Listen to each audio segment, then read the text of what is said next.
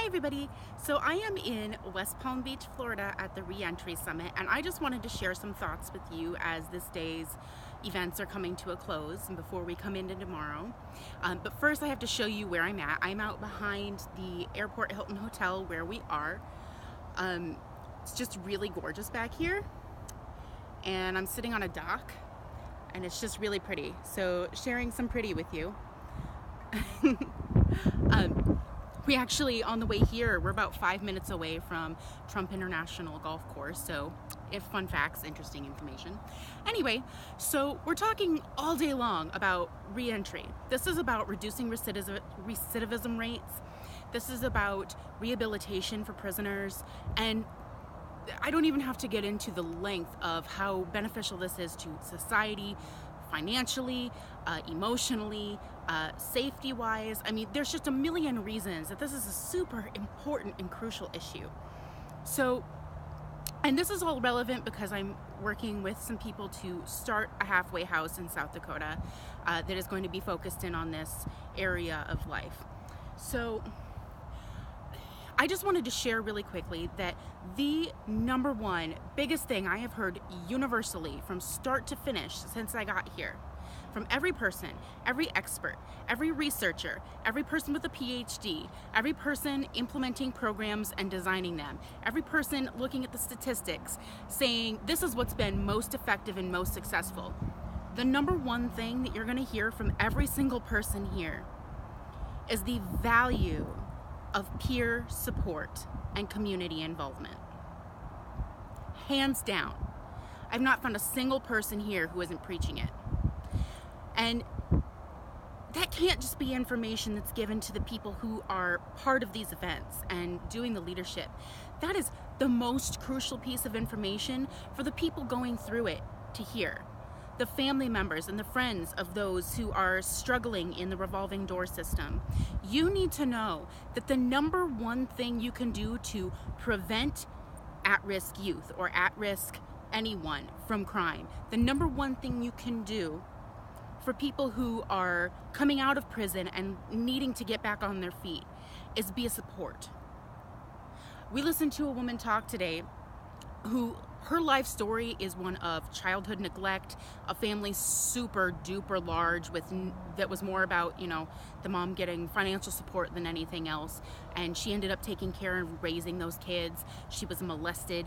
She was beaten. She was married off by her mother at a very young age by somebody who beat and abused her. She got into prostitution and drug addiction, dealing with all these things, got caught in the revolving door system. A whole lifetime full of struggle and hurt that led to these crimes. Doesn't justify the actions that put her in jail, but it does explain where they came from in ways that can be healed, right? It gives you a sincere moment of thinking like, wait, maybe not every criminal is just a bad person. And people need to hear that because we're really quick to judge as a society, right? We don't need to be judging these people. We need to find the source of the problem and help heal it, to turn it around. If you want to stop wasting tax dollars in ways that aren't necessary, then you need to focus on these things. If you want to stop crime rates, you want to feel more safe in your community, these are important issues. And the number one thing you can do is just be a support. It reduces the likelihood of somebody coming back to a life of crime. And I mean, I've heard just as many stories today of people in this field trying their hardest, like, I'm out to change the world. And their very first client got off the bus out of prison and was already drunk. People who were supposed to meet up with somebody, and an hour later, their client that had just gotten out of 7 years of prison, an hour after they had been released, was out committing a crime. Like, how do you even fathom that? It's because we're not setting people up to succeed. The system is set up for punishment. So the whole point of this reentry conference and the work that I'm trying to get into doing with this is to heal the problems, not just put band-aids on them, to heal them. Oh, there's a spider on me. All right. Anyway.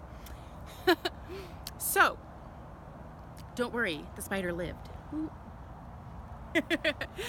Anyway, so keep this in mind. The next time you have a friend or family member who is struggling with drug addiction or drug abuse, who is expressing that they are depressed or suicidal, somebody who is maybe acting out in unusual ways, maybe experiencing mental health crisis or neglect or abuse at home, any of these things, if you're seeing this happen to people, put your judgment down, throw it in the garbage can, and just listen. Instead of saying what's wrong with you to this person, instead of asking what's wrong with them, like they're broken, ask them what's happening to them. Listen to what's going on in their life. Because until we can identify the core of a problem, we can't work forward to heal it. It's so important, so crucial.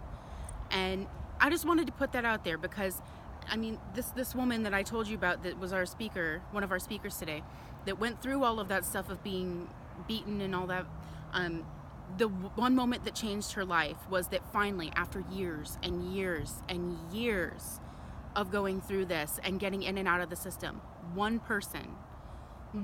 finally stopped and asked her what happened to her, instead of saying what's wrong with you. One person stopped and listened when she said what was going on, and it completely changed everything. And now, today, she's a guest speaker. She travels around the country. She is a heavy-duty activist. Her life is put together. For 14 years, she's written books. She has helped people. She has done amazing, amazing things. Because one person took the time to listen to what was happening to her, instead of judging her and getting upset and segregating her from society. You really want to help heal the problems and help change the world.